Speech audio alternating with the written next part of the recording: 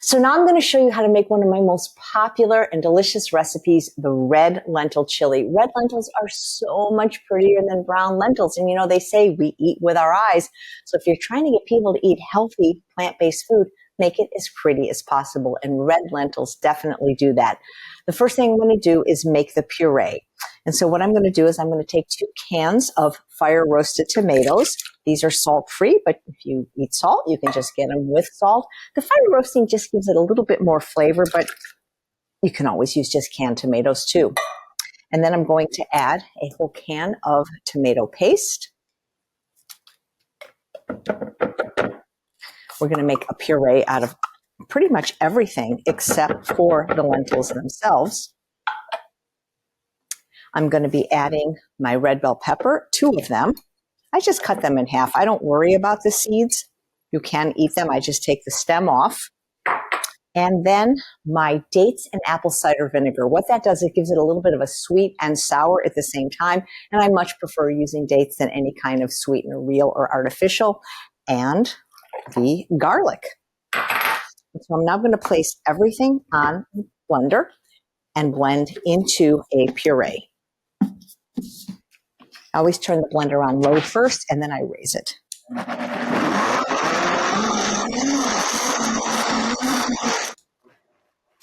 That's what's nice about having a high-powered blender with a tamper. Everything becomes nice and smooth quickly. So you're going to need an electric pressure cooker for this if you want it to cook quickly.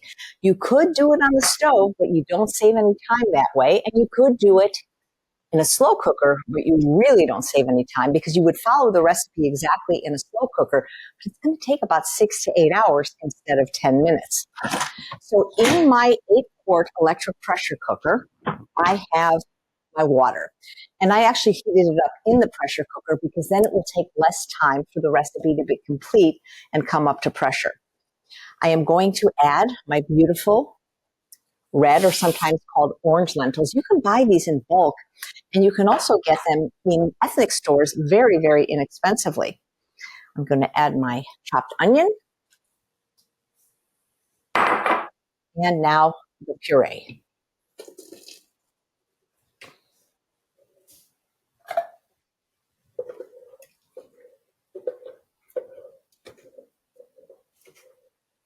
I've noticed that most people don't eat 30 different things for breakfast, 30 different things for lunch, and 30 different things for dinner. Most people, whether they eat healthy or not, tend to repeat their favorites or their family's favorites. And so what I do with that is I pre-measure spices. Isn't this pretty? It kind of looks like the sand art we used to do at the county fair. So for recipes that I know I'm going to make weekly or at least very often, I take spice jars.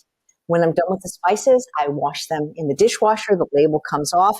And then I label them what's in there. And then it's just because there's so many different spices in this, I just save so much time. Even though it's labeled, I smell it just to make sure it's the right spices, because once I didn't label it and I accidentally put cumin and all kinds of weird spices in my oatmeal, but I know this is correct. And then I'm just going to add the spices, and I will reuse this jar. You really don't have to stir things up with the pressure cooker, but if you want, you could just give it a little stir. Get that little bit of tomato paste off. And then I'm going to cook it at high pressure for 10 minutes. An easy way to remember how to get your pressure cooker on is to think of the front of it as the clock at 12 o'clock. If you always place it at 11 o'clock, it's very easy. So what I'm going to do is, there's a lot of buttons on this machine. I have no idea what any of them mean because I have never, ever read a manual in my life. But I do know this one button called pressure cook, and I push it. And I want 10 minutes, so I'll just add 10 minutes of time. And then voila. Now, you have to understand it doesn't take 10 minutes from this moment in time. It takes 10 minutes when it comes up to pressure. That beep just tells me, hey, lady, is that what you want? Yes, that's what I want. And I'll show you what it looks like when it finishes. So when your red lentil chili comes up to pressure, you can either release the pressure or just let it come down to pressure naturally and go about your business until you're ready to eat it. That's usually what I do. Unless I'm cooking something like vegetables, I just let it turn into a slow cooker function. So we'll take the lid off. Oh, it smells amazing. We'll take our ladle, stir it up. This is so hearty. Don't just wait for Super Bowl to make this. Make it all year round, and it freezes really well. Not that you'll have any leftovers. So we serve it many different ways. We love to serve this over brown rice, especially basmati rice. We love to serve it over baked Yukon Gold potatoes or with baked tortilla chips. So your guests can garnish it any way they like. Maybe a sprinkle of either faux Parmesan or enlightened faux Parmesan.